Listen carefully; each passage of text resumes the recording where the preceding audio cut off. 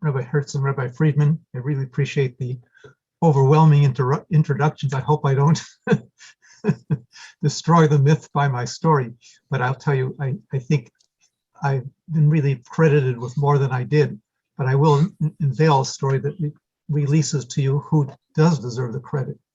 And I will start with the whole matter of the Rebbe's illness, which was a very surprising and saddening disappointment to all the Hasidim who gathered for Shmini Atzeres. It came as a surprise because the Rebbe had been in good health up to that point, not known to have any major heart problems or for any other major medical problems. And no one was in the least bit prepared for such a possibility. It was before the days of the automatic defibrillators that we have now in public places where people convene. It was before the day of how to deal with someone who suddenly gets an attack like this in a meaningful way. And it was also a period when really we took the Rebbe for granted almost, that he was an endless supply of energy. And this all came as a great and grave surprise.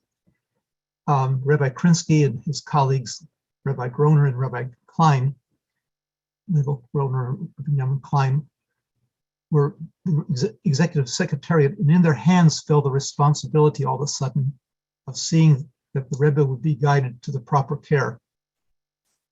As Rabbi Friedman mentioned, and also Rabbi Hertz mentioned, the Rebbe was also probably quite surprised, although I think when I've talked to Rabbi Krinsky in the past, he mentioned that the Rebbe did not look good that day. He was not looking his full color that morning when he was being driven to 770 in preparation for the Yom Tov. But being taken by surprise, they did not know whom to turn to. There were a few physicians, as mentioned, in the Farbrengen who came upon the Rebbe to try to help, as he could hardly stand and had to sit down. And people did clear out of the convention of people in the 770.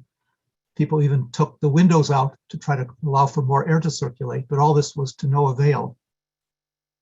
And the Rebbe insistently asked that he stay at 770 for his care. He certainly was cognizant enough to realize that he needed care, but he wanted to have that care given while he was in the midst of the thousands of people who gathered from around the world to celebrate Shmini Atzeres Simchas Torah with him and with joy. He wanted them to continue that while he was getting his care in their presence. It was a very important matter, and to the point that Rebbetzin Schneerson insisted that we listen to the Rebbe, not to the doctors who wanted to move him to a hospital. You may wonder, as you're hearing this, why would the Rebbe think not to get the best of medical care in a hospital? And I'll explain that later in the story. But at that moment, the Rebbe recognized that he needed to be with his Chasidim in the presence of the people who came to be convened for Yom Tov. And yet he also wanted to get proper care. He was not denying the need for care. Rabbi Krinsky was pressed with not being able to find a team of physicians who was willing to do this. And by miracle, he thought of me, even though we had never met face to face. I knew Rabbi Krinsky very well because he was the dear brother-in-law of my very dear teacher, Chava Schusterman, Chava Schusterman, Rabbi Herschel Schusterman's wife. And Rabbi Schusterman had been my mentor in Jewish studies from the time I was a little child and had an immense impact on me. He was like a second father to me. He was really that close to me and to my family. I think Rabbi Krinsky was drawing upon the possibility of having my input only because of a book I had sent him 3 or 4 years earlier, a book that came out in 1973. It must have been 4 years earlier. I just wanted to send it to the Rebbe so the Rebbe would be aware of what Rabbi Schusterman's students had come up with. It was a book about the method of deciphering the monitor of heart rhythm. And it was kind of a decoding thing. It was somewhat of a mathematical book, certainly a cardiology book. The problem was that the world of cardiologists, which might at that time have been 20,000 instead of 30,000 now, very, very few people other than the cardiologists really knew how to decipher these rhythms. As monitors were being developed as a technology to watch how patients were doing, there were so few doctors who could read them properly that it was almost a meaningless exercise in many of the hospitals where doctors were not properly trained. And that motivated me to write the book. The Rebbe received the book from Rabbi Krinsky, and unknowns to me, he took a great interest in the book. I thought it was just something for him to see and acknowledge, but he was actually interested in the mathematics of the deciphering of heart rhythm. As you probably know from the Rebbe's books about the Rebbe's earlier years, he was trained in mathematics, he was trained in physics. And he was not only trained in mathematics and physics, he was trained by Nobel laureates in the field of physics. So he was very interested in the logic behind the deciphering of heart rhythms. So he elected to keep the book in his study. His study is not a big study. It has bookshelves and all that, but not endless bookshelves. And amongst the books in that study was my book, which I guess occasionally he turned to look over some of the logic in the book. So that allowed Rebbe Krinsky to even think of my name, because I had sent the book to him years before, 4 years before. And he called in desperation to ask me principally this question: would it be proper and ethical to sedate the Rebbe so that they could carry him into a hospital without his objecting to it? And I was shocked to get this call. I was so saddened as all of you were, to know the Rebbe was sick. But I said with pretty clear mind, I said, under no circumstances should he be put into a hospital against his will, because I had learned from my teacher, Dr. Lown in Boston, that one has to accommodate the patient's needs just as much as one has to take care of the medical needs. And I said that it has been my experience, Rabbi Krinsky, that I've seen some of my mentors in Boston who've had the privilege of taking care of extraordinarily well-known public figures in the privacy of their own home, when it became obvious that they would get better care and more privacy in their private domain than to be on public display at the mercy of reporters and all that, hospitals and all this. So this has been done before. I saw him use this for the Baroness de Rothschild. I had seen some of my other patients, the father of American football, and people being cared in this way with very effective results, as long as you have competent people running the show.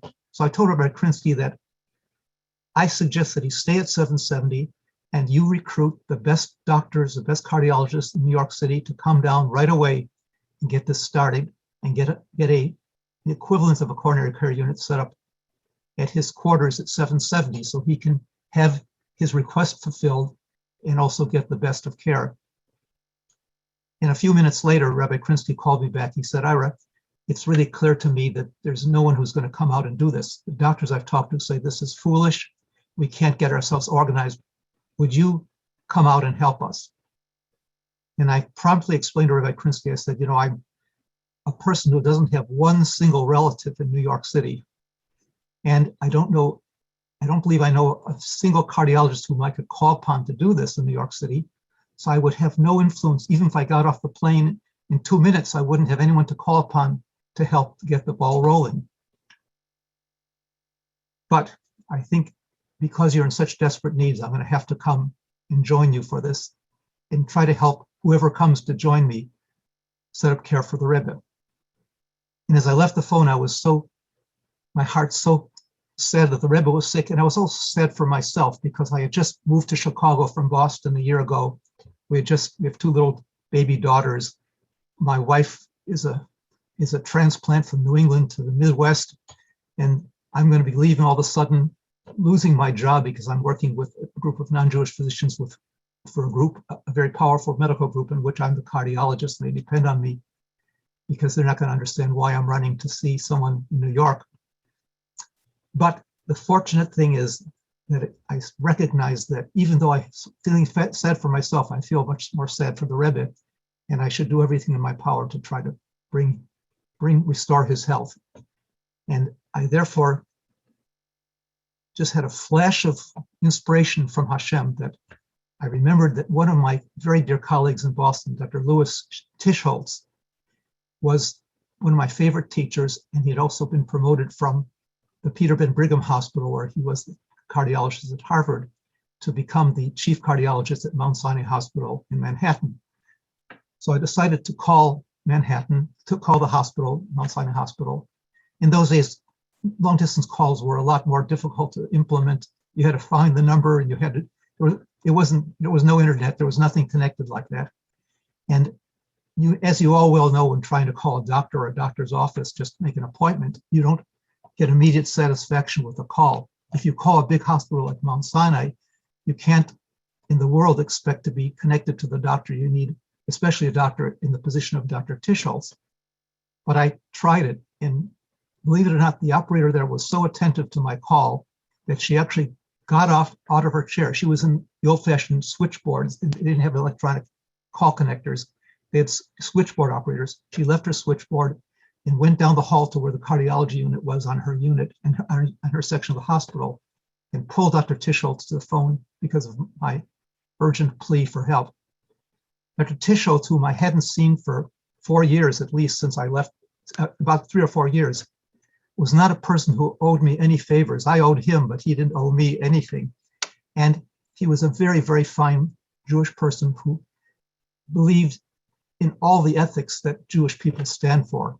He was not a practicing Jew in the sense of all the halachas, but he was in his heart a true Jew in the fullest sense, and a very, very good-hearted person he was. He was also the pioneer of echocardiography, which is a major way of imaging the heart with sonar waves, and he helped develop the whole technology for the world. He was scheduled to give a major tour of his lectures on that day.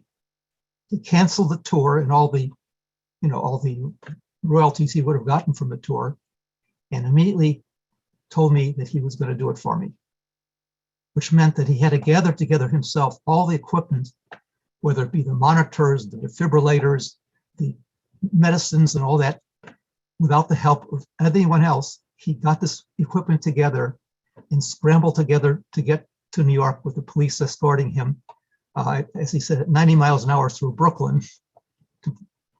And all that time I was in a jam because we didn't have more than $10 or $15 in the house.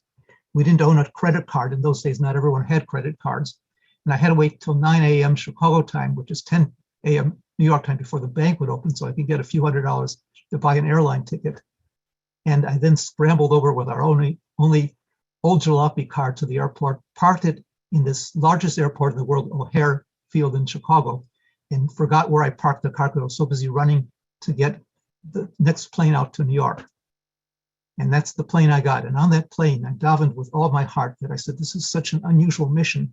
It's kind of like being Yitzchak in the Akedah story, where Yitzchak is asking his father, my father, I see the wood, I see the fire, but where is the sacrifice? In other words, what are we going to do with all this when we get to this, wherever we're going?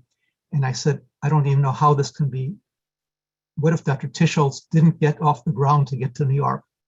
What if the Rebbe doesn't respond to Dr. Tischholz's ministrations? What if? And I pleaded with God to answer my prayer, that with no apparent strength and conviction that we were going to succeed, that we would be able to succeed. And when I got off the plane, I felt spirited by the davening, but I was immediately dispirited when I found out that I couldn't get a cab to Crown Heights.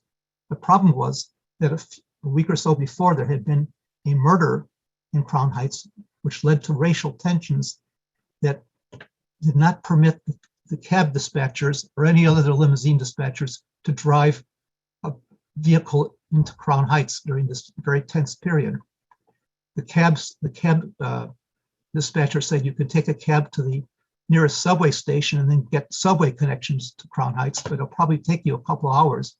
And I just couldn't accept that. So I decided to run back into the airport and scramble around to find someone who might be driving to Brooklyn, who might be able to take me into the neighborhood and just drop me off or something like that.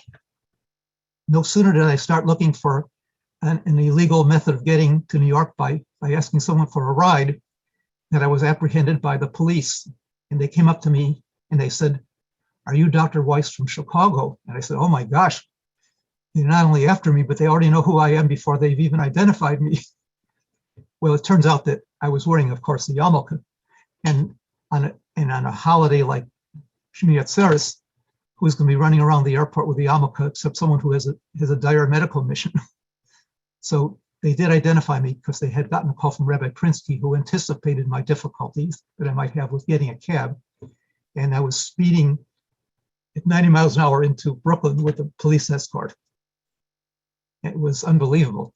When I got out, I saw virtually a sea of people all dressed in black kapotas, looking so downcast, so downtrodden, like really that I thought for sure probably something bad had happened to the Rebbe, the way the people looked out in the street. And I got out of the cab, and that made them even sadder because at that time, I didn't show the age that I show now. I was looking more like a younger person. I was 33 by chronological age, but I looked probably easily in my early 20s, maybe a few years out of the bar mitzvah lessons I had taken from Rabbi Schusterman. And they were so dispirited to see that this was going to be the cardiologist on whom they would depend. This was the seasoned cardiologist they were hoping would have all the secrets. And here I was looking like a young man still in yeshiva, not a seasoned cardiologist. Then to make matters worse, as I came out with this kind of a Red Sea parting of the kapota-lined columns, suddenly a very tall man in a kapota comes over and swoops over me with his kapota. And I said, "What is he going to try to do? Ambush me? I don't know what's going on here." So it turned out that it was a man from South Africa. And he was actually coming to thank me. I didn't know why at the time. He said, "Thank you, Dr. Weiss. Thank you, Dr. Weiss." And he explained to me that I was the doctor he spoke to on the phone 3 years earlier when we had gotten a call from South Africa about a lady virtually in the process of dying from childbirth, from a septic problem after she gave birth to her child. And they were asking me, do I know anyone in South Africa who does infectious disease well? And I said, I will find out. I know there's a Dr. Monty Zion who's supposed to be the best infectious disease at your hospital in South Africa. So then I just thought when I used to court my wife, she lived in an apartment where there was a lady by the same name. Dr. Monty Zion's daughter, Barbara Zion, lived in the same building. So I ran over to the building to ask, when they found out that they couldn't get Dr. Zion because he was on a safari, I went to the building where my wife used to live, found Barbara Zion, and she told me that her father was connected by shortwave radio on the safari. So I had him link with the shortwave radio to the hospital to give specific instructions on how to save this man's wife. His name is Koppelbacher. And that Koppelbacher was a big man with his big kapota, and I felt I was being initially smothered, but I was really being thanked. But it boosted my spirits that I had a follow-up on this case where the lady's life was saved, and she went on to have other children as well. Then I came to the door of 770, and greeting me at the door, to my surprise, was Rebbetzin Schneerson, who was such a refined, modest, neat lady who was most gracious, and I couldn't understand why she was looking so relaxed when such things were up in fire. She explained to me that Dr. Tischholz arrived 1 hour after I had called and brought together all the equipment and the IV fluids and the IV medications and the proper interventions to restore the Rebbe's blood pressure so he could regain his level of being able to speak and was able to breathe much better. And I was so relieved to hear this because obviously Dr. Tischholz was the one who saved the Rebbe. If anyone mentions my name that I saved the Rebbe, I will correct you by saying it was Dr. Louis Tischholz who did that very thing. And I was so relieved. And she said, "Dr. Weiss, I would like to have you make Kiddush before you see my husband." And because it was Yom Tov and because she was saying that things were better, I took her word for it. We made a brief Kiddush. And it was a very pleasant meeting, although I was nervous as can be because I hadn't yet seen the Rebbe. But after that, I came down to see the Rebbe with Dr. Tischholz.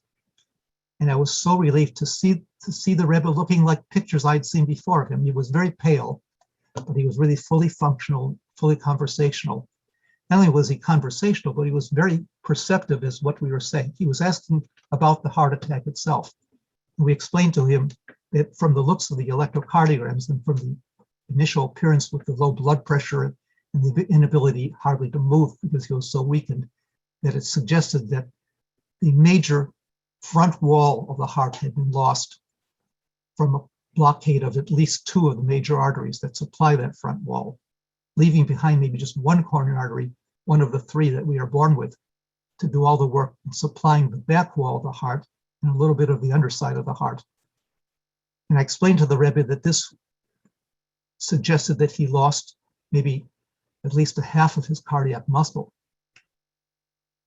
And the Rebbe took it in stride. He said that what do you do to remedy the situation like this? And I explained to the Rebbe that, well, the Rebbe first asked, can you restore the blood flow to the muscle to restore the vitality of the muscle that has been lost? And I explained in those days, in 1977, that we didn't yet have a procedure that could open up coronary arteries. We didn't have coronary artery bypass because the safety of the procedure hadn't been perfected, and there was no such thing as stenting or opening arteries with, procedural. So we had only the only remedies we had were, number one, to protect against irregular heart rhythms, which could cause a fatal loss of cardiac performance. We had the ability to restore some strength to the remaining heart muscle, which was about 1/3 of the heart muscle, as we estimated. And we had the ability with some patients to get their cooperation to be on very careful diets that limited the input of certain foods like salt, which causes fluid retention, from overloading the heart and overloading the lungs. And the Rebbe said, is that all there is? He said, can't you correct the damaged muscle? And the Rebbe then referred to a thing that I had never heard of. I had never heard of stem cell. That was not a word that was in common use then. The Rebbe had read about it because he was reading scientific publications as part of his regular reading material. And the Rebbe explained to me that there were people who were researching the ability to take cells that had been injured and to restore them to their primordial or embryologic state so they could grow to be back to the tissue they were supposed to be. For example, like if the heart tissue gets damaged because of a blocked artery, that damaged muscle becomes scar tissue, but it's not contractile. But stem cell research would allow it to return back to being contractile muscle tissue that could do the pumping of the heart. And the Rebbe knew this. I did not know it, nor did Dr. Tischholz. And it was just in its infancy in 1977 as a biological phenomenon. The Rebbe was already in on this and thinking of it. He then asked, well, if you're just going to accept that there's going to be some non-contracting muscle, what about the other part of the heart? Can you make it contract better? And the Rebbe asked us, what do we have in our magic bag of tricks to restore the contraction of the heart? And we didn't have any magic potions. We just had certain medicines like digitalis and drugs that strengthen the heart muscle contraction. But the Rebbe was thinking ahead of that. He said, couldn't you in any way stimulate it with electrical stimulus like pacemakers to make certain parts contract in certain sequences? And although it was not developed, we had heard of it, but the Rebbe was way ahead of us just thinking that such a thing could be used. Had he been a cardiologist, he would have been a great innovator in developing technologies that would restore or augment the function of a heart that's been severely damaged. We described all these things to the Rebbe. He was very perceptive of what we were describing. And he and the Rebbetzin, who was equally perceptive, took upon themselves to change the dietary pattern for the Rebbe so we would try to stop the progression of any other arteriosclerosis by cutting down certain things like meats in the diet and certain types of fat in the diet. And we also recommended to the Rebbe that he try to cut out as much as possible salty foods because salt tends to retain fluid and it causes the heart to swell and can overload the heart by stretching it out or overload the lungs by causing them to become edematous or wet. And the Rebbetzin and Rebbe changed their diet considerably to really reduce the amount of use of foods that require koshering. They would take like a small portion, very, very small portion of kosher meat on Shabbos or Yom Tov just to demarcate it from the rest of the week. But they would really cut back tremendously and really adhere to the advice. So we had the advantage of a very smart Rebbe and a very smart Rebbetzin and a very compliant patient and wife. So we actually had a golden gift right there because they were able to carry the ball so well that even in the first weeks, even before we got to Rosh Chodesh Kislev, the Rebbe was showing no signs of heart failure, which I would tell you in 99% of cases of this type would have been pockmarked by recurrences of heart failure, flooded lungs, sometimes even the need to be on artificial ventilation if it gets bad enough. The Rebbe had none of that. Also, because of his compliance and his understanding, he listened to our advice not to stay up all night and have endless hours and endless aggravations. We even asked him to avoid reading letters for a while, just so not to be aggravated. And although he was certainly exposed to some of the news about the Jewish community at large during this period, he didn't put upon himself the whole burden of the world. So he had much less in the way of irregular heart rhythms, which are common with heart attacks. So the risk of sudden arrhythmic collapse was reduced considerably. Dr. Weiss, yes. If I may interject for a moment, yes. Please forgive me for interrupting. You mentioned about the Rebbe and the Rebbetzin being in sync and very attentive and responsive to the care. Yes. And then you just mentioned about the burden that he normally carried of the Jewish people and the weight of the Jewish people. We actually have a little bit later in the program, Rabbi Zach Lukovsky, who will talk about the Rebbe's correspondence from that year, from 1977-78. So we're going to get back onto that. I'm glad you teased that part of the program. But while I think most of the people that are joining tonight joined specifically to hear you speak and to see you and to hear from you, one of the things that I'm getting in the WhatsApp here while you're speaking is people are interested in hearing. I don't think anybody, I don't know if people know, but from the moment you arrived in 770, you would call the Rebbetzin every single night. Every night, you'd call her in the evening to check in on the Rebbe and the Rebbetzin, and you enjoyed a very special relationship with the two of them, and I think had a very unique view or seat at the table and perspective on their relationship. So if I may ask, if we can divert slightly if you can share a story or two about that, and then if we can move to Rabbi Nu, who joined us to speak, and if we can return to you later. I don't know how long you have to join with us. I'll join you later. But I'll just tell you that I, as I mentioned, I observed how close the two were, and it was brought out best at the culmination of our 5 or 6 week period of being in the coronary care unit and then the release on Rosh Chodesh Kislev. I asked the Rebbe personally what his, how did he feel about being released from his confinement while we were going through all these medical procedures, which I won't bore you with. And I agree with you. We'll cut to the chase and get to the important stuff, which is the Rebbe and Rebbetzin. That the Rebbe said that to him, being released from the coronary care unit was the biggest aspect of the victory, was being able to be returned to the privacy of his time with his wife, whom he treasured so much, and having their daily tea. I suppose it was in the afternoon when they would have tea or something like that. But to him, that was the most important reward for having been a good patient in the coronary care unit. And he said really in words that I might be modifying a little bit, I hope I don't get misquoted, but he said to him, the importance of having his tea with his Rebbetzin was to him on the level of the importance of putting on tefillin. To him, it gave him the same degree of elevation of spirit, putting on tefillin. And one being a halacha, one being his minhag, he considered that minhag to be that important. And he treasured his wife so greatly. You have to understand, as you probably heard from your grandfather, that the secretariat treated him with such reverence that he was often talked to in the third person. I'll give you an example. Like Label Groner, Rebbe Groner came in one time to offer the Rebbe a little treat in the afternoon. He had a little square of his favorite dark chocolate. And so he would come to the Rebbe and said, would the Rebbe like some chocolate now? And I said to Label, I said to Rebbe Groner, I said, Rabbi Groner, can't you say, would you like chocolate? Talk in the second person, not the third person. Third person is so formal, like you don't have a feeling with him. And no one talked to the Rebbe like that except for him, for his occasional visitors who would talk that way, or me, or other doctors, because it was really, he was sheltered from being talked to in a normal manner by the respect that was provided by his secretariat and other people.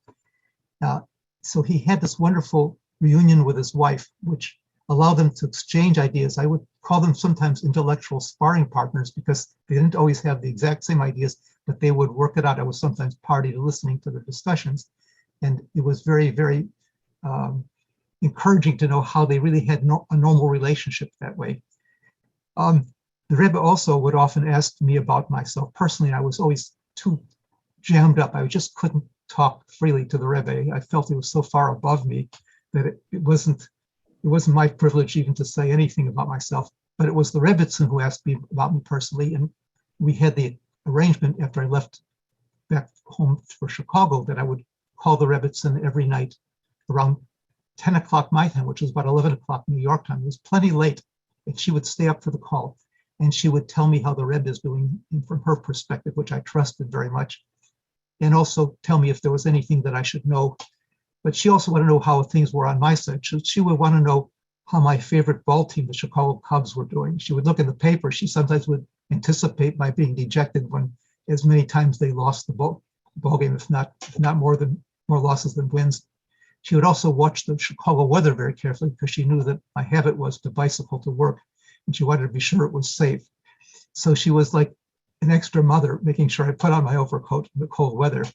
It was quite a nice relationship. My wife, Myra, also had the privilege of meeting with her, and we saw in her such a, not only refinement, but a certain special calm that she brought.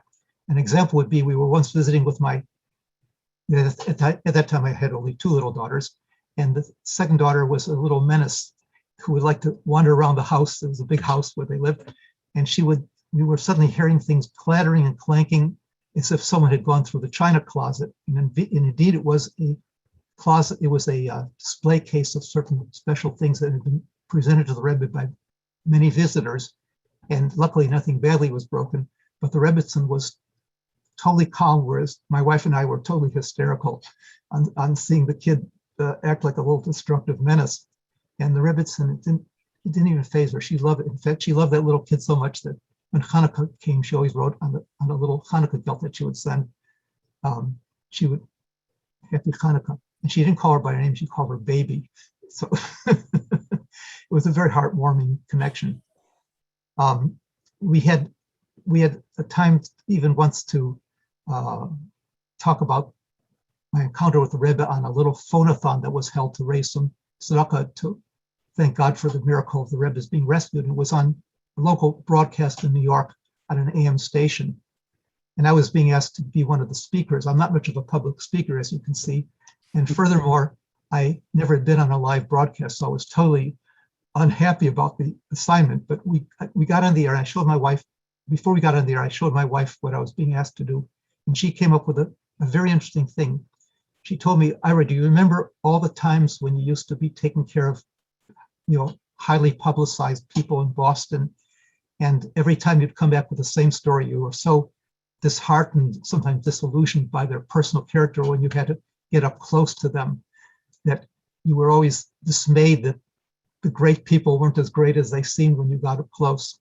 But you also brought out to me how it was the exact opposite with the Rebbe. The more you got to know him, the more times you saw him, the more you recognized his sterling qualities as a human being, his strong positions, and his really flawless character and great example to other people who would get to know him. She said it reminded me of when we used to go as a couple, before I had our children, we would go from trips to Boston to the White Mountains to see the beautiful landscape. And it was beautiful from a distance, but when you got up close to the mountain, it was even more magnificent when you saw how great the size of the mountain was and how difficult it was to do a climb of the mountain. And this was your experience with the Rebbe. And I brought this out on the talk. And I got a lot of rave reviews. They liked the idea that the Rebbe was the unique person who is very well known, but also more wonderful the more times you meet him, in contrast to most people who are very well known. And the more times you get to meet them, the more discouraged you are about their personal character.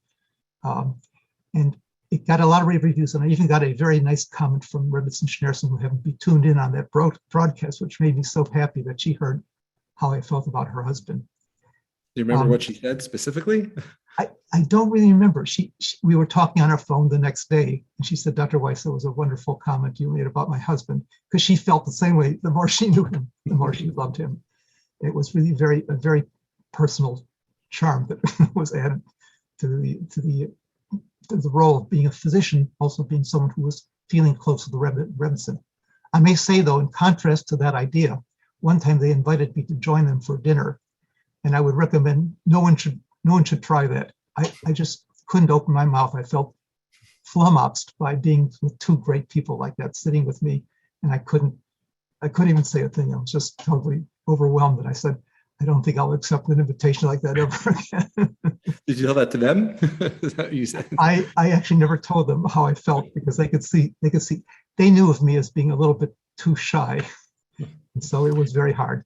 Well, thank you, Dr. Weiss. Thank you so much for your memories and your thoughts.